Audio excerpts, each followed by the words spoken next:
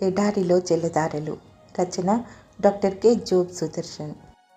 అందుకు దేవుడు, నీవు వారితో వెళ్ళకూడదు, ఆ ప్రజలను శపింపకూడదు, వారు ఆశీర్వదించబడినవారు అని బిలాముతో చెప్పెను. సంఖ్యాకాండం 22:12. బిలాము అంటే ప్రజలను మృంగువాడు అని, ఇత్తడి నోరు గలవాడు అని అర్థాలున్నాయి. అందరూ డబ్బును మృంగుతుంటే ఇతడు అది చాలదన్నట్టు ప్రజల్నే మింగివేసేవాడుగా ఉన్నాడు. ఇతడు ప్రవక్త అని బైబిల్ చెబుతున్నది. అబ్రహాము పుట్టి పెరిగిన దేశానికి చెందిన ఇతనికి కూడా దేవుని గూర్చిన జ్ఞానం ఏదో కొంత మేరకు ఉంటుంది గనుక ఇశ్రాయేళ్ల దేవుడైన యెహోవా వైపుకు ఆకర్షితుడై ఉంటాడు. మోషే మామ ఇత్రో నిర్గమ 18 లాగా, రాహాబు అనే వేశ్యలాగా యెహోషువ 2వ అధ్యాయము, మోయాబీయురాలైన రూతులాగా వీరు యెహోవా గురించి విన్నారు. ఇశ్రాయేలీయులను ఐగుప్తు నుండి దేవుని హస్తబలం విడిపించడం విని ఉంటారు. నిర్గమ 15:4, యెహోషువ 5:1. ఆయనే నిజమైన దేవుడని నమ్మి ఉంటారు. అయితే అపొస్తలుల కార్యములు 8:9-24లోని గారడి సీమోనులాగా దేవుడిచ్చిన వరాన్ని స్వార్థం కోసం, అక్షరాల చెప్పాలంటే డబ్బు కోసం తాకట్టు పెట్ట చూశాడు. అతడు డబ్బును ప్రేమించాడు. ఇది అసాధారణమైనదేమీ కాదు. బాలాకు బంగారు వెండిని ఆశ చూపాడు. అది బలమైన శోధన ఎర అయింది.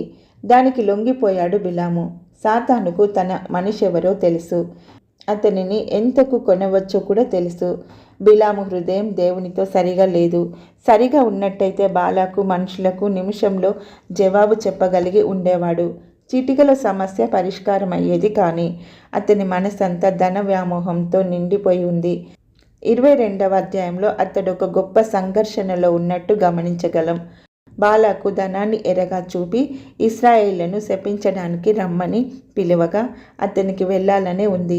కానీ పైకి మాత్రం భక్తి ముసుగు వేసుకుంటున్నాడు. దేవుని పేరును అడ్డు పెట్టుకుంటున్నాడు. బిలాము సోదె సొమ్ము ఆశించాడు. తన వరాన్ని దుర్వినియోగపరుచుకున్నాడు.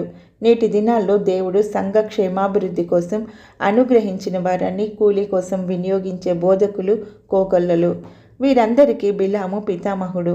పేతురు తన 2వ పత్రిక 2వ అధ్యాయంలో అబద్ధ ప్రవక్తలను గూర్చి హెచ్చరిస్తూ, తిన్నని మార్గమును విడిచిన బేయేరు కుమారుడైన బిలాము పోయిన మార్గమును బట్టి త్రోవ తప్పిపోయిరి. ఈ బిలాము దుర్నీతి వలన కలుగు బహుమానమును ప్రేమించెను. 15వ వచనం, 16వ వచనం. బిలాము ఆధునిక కపట బోధకులకు ఒక హెచ్చరికగా ఉన్న ఆదాములో మానవులందరూ తప్పిపోతే బిలాముతో దొంగ బోధకులందరూ మరోమారు తప్పిపోయినట్లుంది.